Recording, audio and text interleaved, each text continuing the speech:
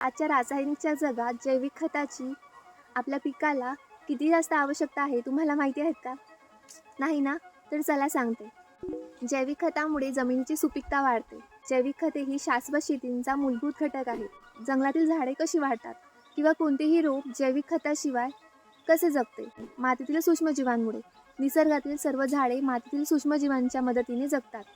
ते वनस्पतींना हवा आणि मातीतून पोषक तत्वे शोषून घेण्यास मदत करतात आणि फिगॉन बायोटेक कंपनी हेच करत आहे. सूक्ष्मजीवांना तुमच्या मातीत परत आणत आहेत. हे जैविक खत आहे जे प्रत्यक्ष सूक्ष्मजीवांच्या पासून बनलेले आहे. आज आम्ही आमच्या कांदा बागेत हे फिगॉन बायोटेक कंपनीचे अल्फा फॉस्फो म्हणजे PSB, अल्फा ग्रीट म्हणजे KMB आणि अल्फा न्यूट्री म्हणजेच ॲझोस्पिरिलियम हे 3 उत्पादन प्रयोगात आणले आहेत.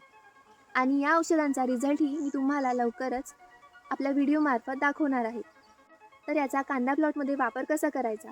तर आम्ही हे 1-1 किलोचे तिन्ही प्रॉडक्ट यामधून 250-250 ग्राम काढून एका टोपल्यात काढले आहेत. यात आमच्याकडे उपलब्ध असलेले शेणखत तसेच राखड होती ते 25 किलो घेऊन अर्ध्या प्लॉटमध्ये चांगली मिक्स करून कांद्याच्या बुडापाशी पोहोचेल या पद्धतीने टाकलेली आहे. याऐवजी आपण गांडूळ खताचाही वापर करू शकता.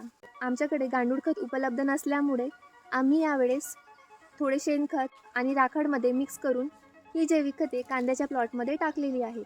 जमिनीत ओल असताना आपल्याला आणखी चांगला रिझल्ट या उत्पादनाचा बघायला मिळतो. तसेच या उत्पादनाचा 2रा, 3रा आणि 4था डोसही आम्ही आमच्या कांदा प्लॉटमध्ये फिगॉन बायोटेक यांच्या मार्गदर्शनानुसार 15-15 दिवसांनी परत टाकणार आहोतच. सांगायचं म्हणजे फिगॉन बायोटेक कंपनी खूप चांगले काम करत आहे.